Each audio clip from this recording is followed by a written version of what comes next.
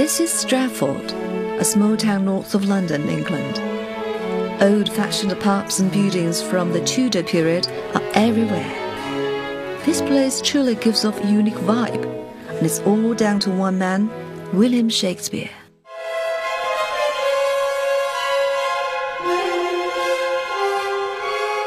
Shakespeare completed 38 plays in his lifetime. His work and his astonishing success put his hometown on the map. And now, 450 years later, thousands of miles away from Stratford, an elderly man in his 80s has brought an original work about Shakespeare to the stage. He is none other than Robert Brustein, the father of contemporary American drama. How did he achieve this status, and just how big is his contribution to American drama?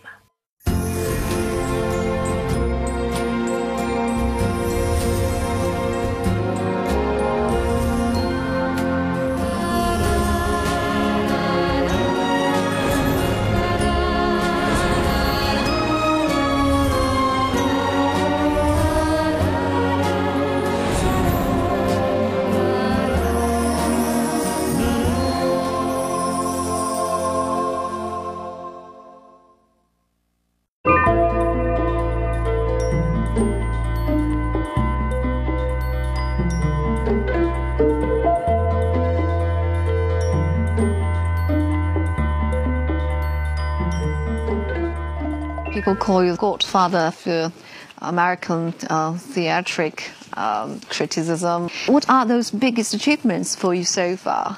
Well, I think one of the things I'm most proud of is the people I've trained. I mean, they really have helped change the theater. They've also suffered from the changes in the theater that are not appropriate to what they're interested in. But the notion that theater can be a family, I think, is something I'm passionate about, and always works for me and works for my company, even though there are many obstacles to it. You know, families fight, they have lots of quarrels, but nevertheless, they're of the same blood. So that was helpful. And the notion that you have to train, that the people who trained for a particular theater were coextensive with it. When they went into it, it was a very easy transition, so that they shared the same kind of acting techniques. And these were not just a single technique like the method, as it's called. And then it went on to a technique that was able to do the great classics like Shakespeare and Molière. And finally, the post-modern works, there was a technique for that as well. In 2012, Meryl Streep won the Best Actress award at 84th Academy Awards. The acting heavyweight was in fact a student of Robert Brustein. Robert Brustein has a PhD in drama and was once a senior research fellow at Harvard. He was also the dean of Yale Drama School. Many of his students have won awards for various films and at many film festivals. He may be known as the father of contemporary American drama, but I'd prefer to call him a successful drama educator. She looks like she's working in Everyone had dreams in their whole life. So what was your dream at the very first beginning when you got on the boat and tried to be the pilot? But which was your direction, to be a producer or famous educator? What was the dream then? It changed. Okay. I began as a musician, and then I got interested in acting. I got interested in acting because I had a lazy L, as they call it.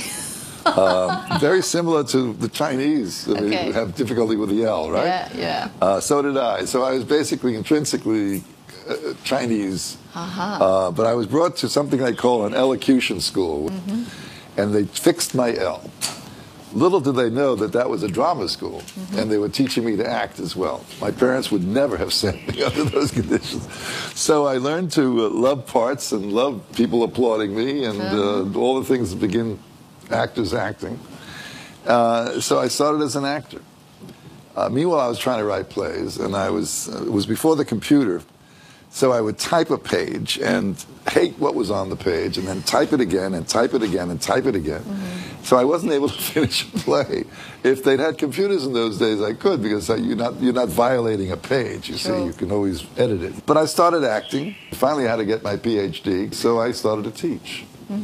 I was teaching drama, and I was directing drama. 1 year I gave up teaching altogether and thought I was going to make it as an actor. And I was fairly successful. I did some television shows, I did theater, but I was very unhappy. And that's where I got the idea to change it. And I thought, why shouldn't we offer theater people better material that will satisfy them? And so ultimately, when I was offered the job of Dean of Yale Drama School, I took it for that reason, in order to change the nature of training. You know, I've read some the letters to young actors, and to me, it's more like instructor. You are an educator, or a guide to tell those young generations where to go and what to do. Have you ever been feeling lonely? Well, see children growing up and they are under the spotlight on the stage and gaining Tony Awards, Emmy Awards. Have you ever been lonely? Like you wish you are the one on the stage? Well, that's an interesting question. Naturally, you know, I have ambitions and I have an ego, and vanity like everyone else. But I do take a lot of pleasure in watching them succeed. And I've had my share of awards and rewards, and I can't complain. Of course, I've never been treated as I'm treated in China. I mean, that's extraordinary. Believe me, I'm surprised and very pleased at this kind of, interview.